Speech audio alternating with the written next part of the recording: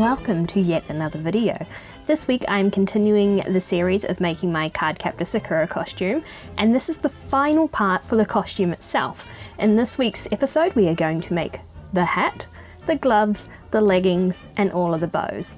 If you want to see how I made the rest of this dress here, I'll have a link to all of the videos in the description down below. So without any further ado, let's get into it. Starting with the gloves. For the gloves I'm using Vogue V8311 as the base. Now although the pattern calls for a two-way stretch fabric at the very least, I thought I could get around that by using a bias cut satin, and well, you guys will see just how well that goes for me. Using my ancient tracing paper, I trace out all of the pattern pieces onto the bridal satin. Just because they're so small, it's a lot easier to do it this way rather than just cutting the pieces straight out to begin with. Once the pattern is traced out, I then cut out all of the pieces. Then using a long rectangular piece of the satin, I then begin the scallop trim embroidered edge that'll go along the wrist of the gloves. After cutting the excess fabric away from the scalloped ends, I then run them lightly through a flame to seal the edges. I just finished the first glove, and let me give you a close-up of this. So as it turns out, cutting it on the bias wasn't enough. I don't know if you can tell, but these are absolutely hideous. Look at them, disgusting, hateful. Why are they so mean to me, etc. Even though I've only made just this one, I will not be going forward with this fabric. I absolutely hate it. So what I've done instead is I have brought four-way stretch spandex this time, like recommended on the back of the packet, and I will be starting again from scratch. So let's give it another go. Here it is, the new and improved glove made from spandex. Obviously this is leagues better than the last one I made. I mean, one, I can actually get my whole hand in there. Two, it fits. Happy with it overall. I didn't film the making process of this while I was doing it because every time I make something new to me, I like to just do it. Just go through the motions of doing it without having to worry about setting up cameras and stuff, so that I can just concentrate and completely be in the zone of it. But I will now film the second one for you. Just like the hideous satin glove before it, we start the spandex glove out by cutting out the pattern pieces. Once all of the pattern pieces are cut out, I then change the stitch settings on my machine to a stitch. Try saying that 10 times fast. I then do a stay stitch very close along the inside edge of all of the fingers of the gloves.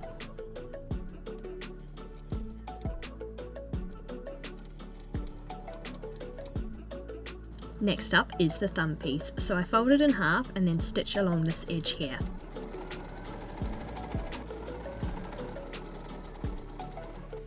I then pin it to the glove and then sew it in place.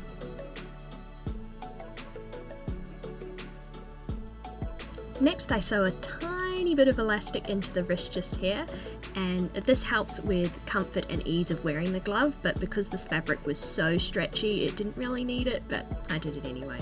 Next you sew the front and back of the gloves together. And now it's time for the trickiest part, the finger gussets. So I cutted the gusset pieces out as I needed them so I wouldn't get them all confused. And the first thing you do is sew in the little dart piece here, and then you cut open the fingers. Once again, I found this easier to do it as I was doing the fingers so they didn't get confused.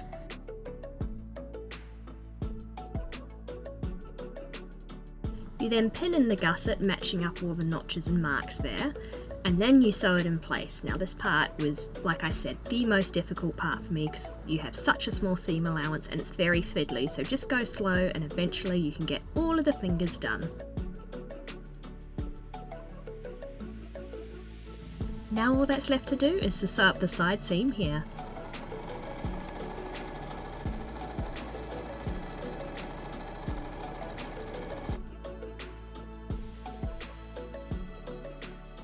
Gloves are done. Well, they're done up to a certain point. What I have to do now is trim away the excess fabric in between all of the fingers so that they don't look so lumpy at the tips. And then I've got to work out how to put the scalloped edge along that part. So the plan for that is I'm actually going to cut the gloves so that they finish about there. And then I'm thinking I'm going to cut like a very tiny circle skirt, if you will, and attach it there so that I can put the scalloped edge along the outer edge of the circle skirt. I don't think I'll have it as a full circle. I'm thinking a 3/4 circle will be more than enough.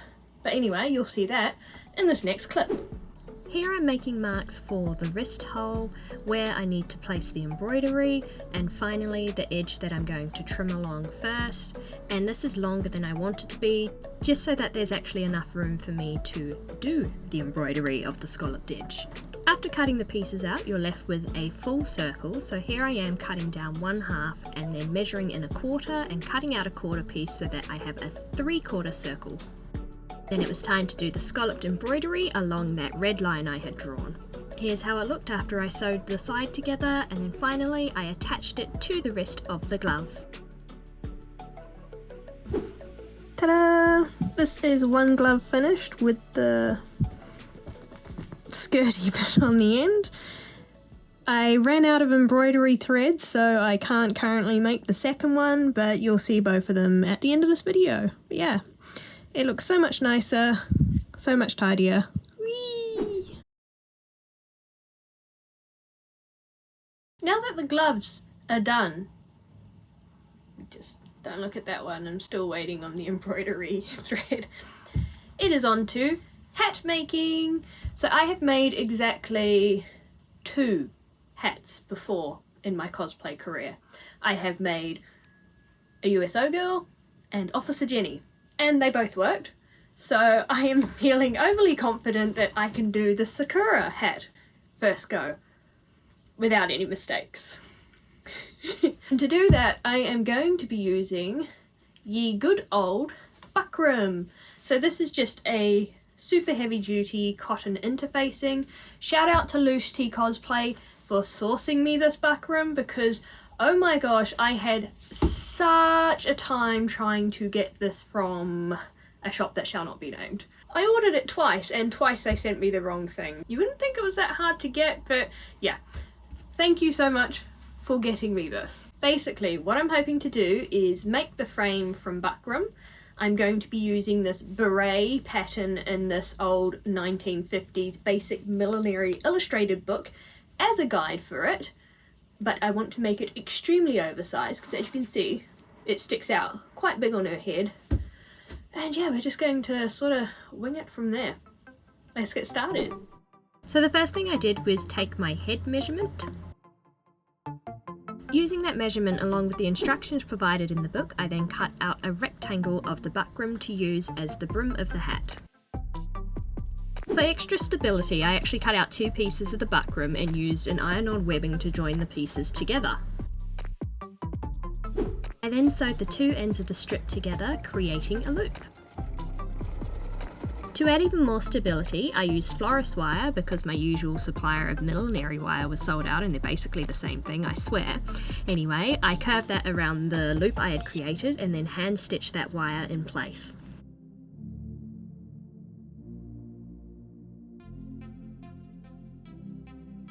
I did this along the top and bottom edges of the loop. And here I am trying it on, making sure it still fits my head. Onto the crown. Now luckily I had this bin that was the exact same diameter as the hole that I've made, you can see there. So I just measured around that to the approximate size I wanted, cut it out, and then did it again with a smaller piece. After marking a seam allowance out of the inside piece, I then cut out the hole and then began to hand stitch it to the brim.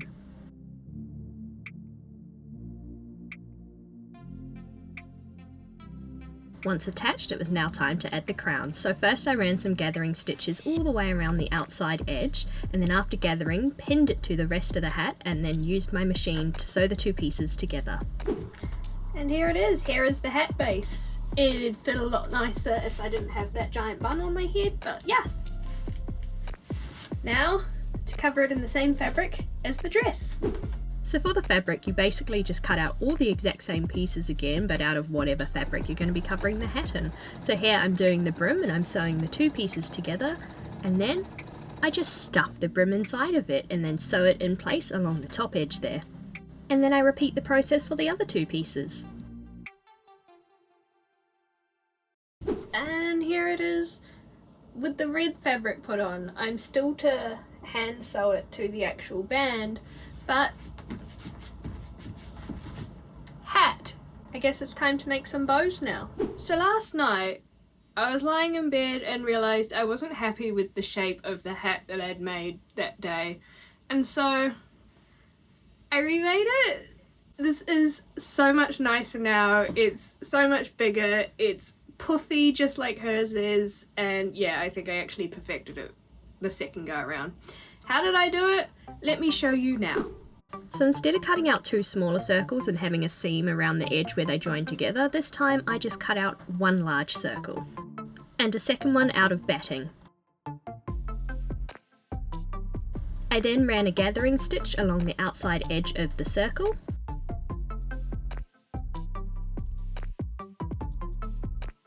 I then pulled the threads to gather them by hand, making sure that all the gathers were nice and even all the way around the edge. You know you're on the right track when it starts to look like a shower cap. So I repeated the process for the batting as well and then stuffed that inside, and look how much puffier it is looking already. Next I took the buckram frame that I'd already made and stuffed that inside. And then folding back the gathered edge as I went, I sewed that part of the hat to the brim, as you can see me doing right here. So yeah, that's how I made second hat. Now, let's actually make some bows. So here I'm going to show you how I made the bow for the back of the hat, but it's also how I made the one that goes on the front of the blouse as well.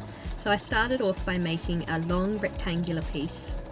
After sewing the tube, I then marked the halfway point on the wrong side of the fabric, drew a line and then drew a triangle to keep the points nice and even. I then sewed these triangular points on both ends of the fabric, and then cutting as close as I could to the fabric, I cut them out.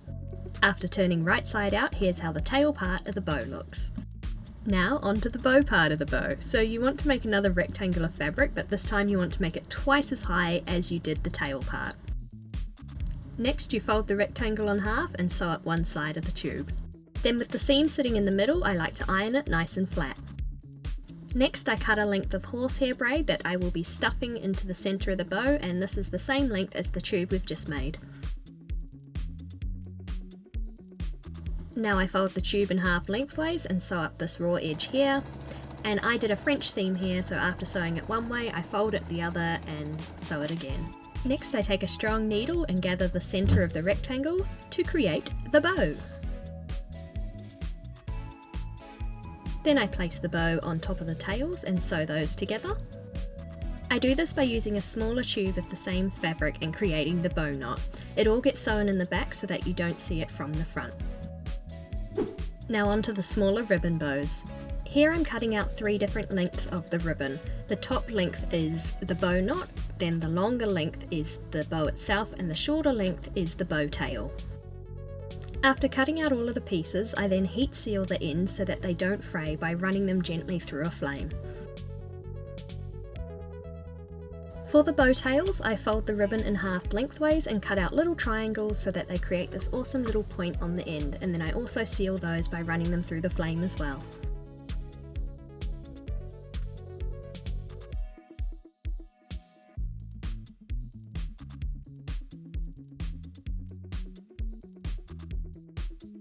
To create the bow itself, I take one of the long lengths of ribbon and fold it in half.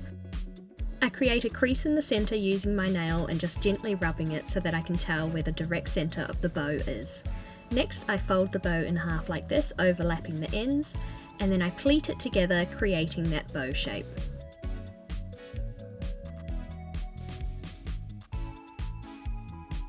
Once I'm happy with how the pleats are looking, I then take a needle and thread and stitch it directly in the middle, making sure I catch all of the overlapping edges. I stitch through the centre about 3 or 4 times and then wrap the thread itself around the whole thing 4 times so that it's extra secure. I then repeat a similar process with the tails, first folding them in half and creating that crease so you can tell where the dead centre is. Then it gets pleated at the centre and stitched together just the same as the top part was.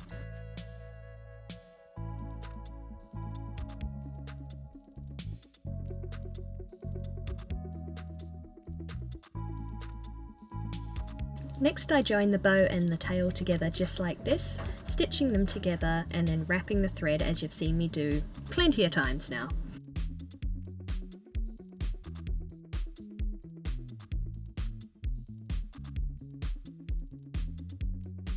To create the bow knot, I take the shortest length of fabric, fold it in thirds, and that creates a knot. So I wrap the bow and the tail together and then stitch it together in the back.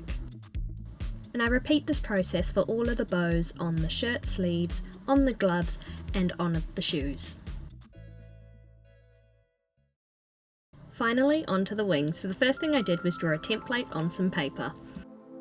Alright, so here is the wing template pinned to the back for effect. I think I'm pretty happy with how big it is in proportion to everything else, so let's cut it out of some felt, and if it's not big enough, I do have enough to make it more. Let's go. Here I am cutting the whole wing shape out of some white felt. Once I had 2 pairs of the whole wing, I then took that first feather with the spiral and cut out 2 of those as well. Here's how the 2 pieces will look when they're sat on top of each other, but first let's add some wire. So I'm using the wire for stability, and it's just the same wire that I used for the brim of the hat as well.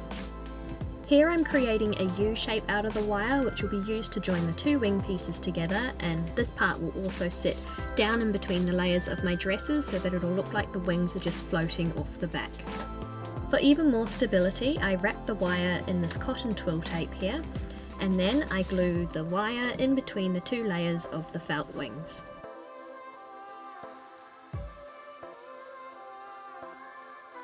They're then left to dry overnight underneath something heavy.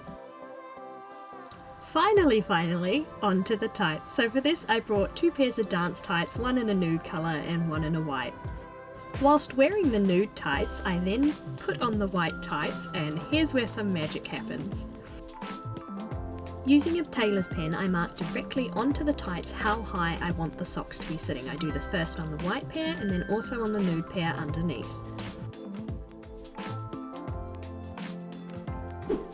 I then cut through the tights 1.5 centimeters on either side of the line that I've drawn, and this gives me a seam allowance.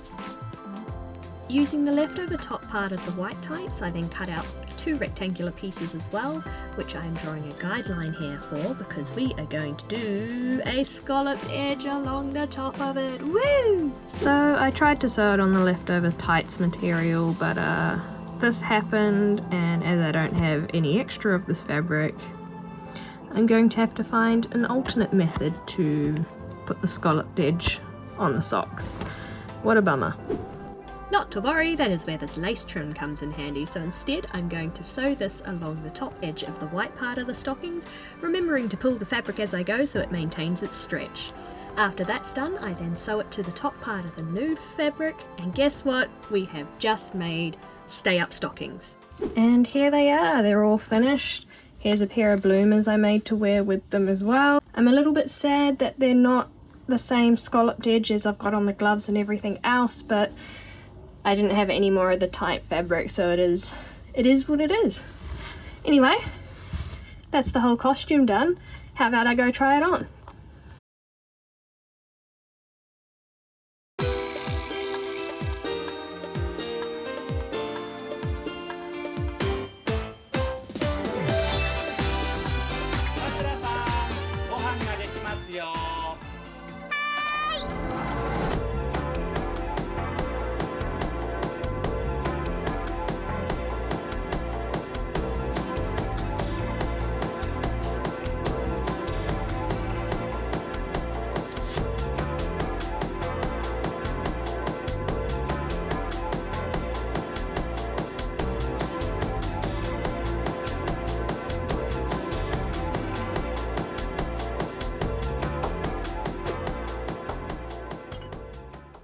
And there you have it. That is how I made all of the accessories for my Cardcaptor Sakura costume. I'm so happy with how the gloves and the hat and the bows all turned out. They are perfection. I'm so glad I took the time to redo the bows because the first lot I did were kind of horrendous. And these ones have turned out so pretty and perfect. I'm a little bummed about the stockings and how I absolutely munted the fabric and therefore had to, you know, forego the scalloped edge trim that I have on everything else. But I used the lace and I just have to be happy with that.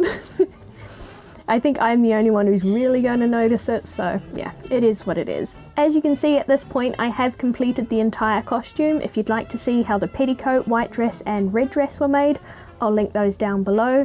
Next week, I'll be uploading the final video in the series, which is making the props. Yay! So be sure to stick around for that. If you like what you saw here today, do consider dropping a like down below, maybe even subscribing if you really liked it. I do a lot of sewing, crafting and fun related things here on this channel. With all that being said, I'll see you guys next week. Goodbye!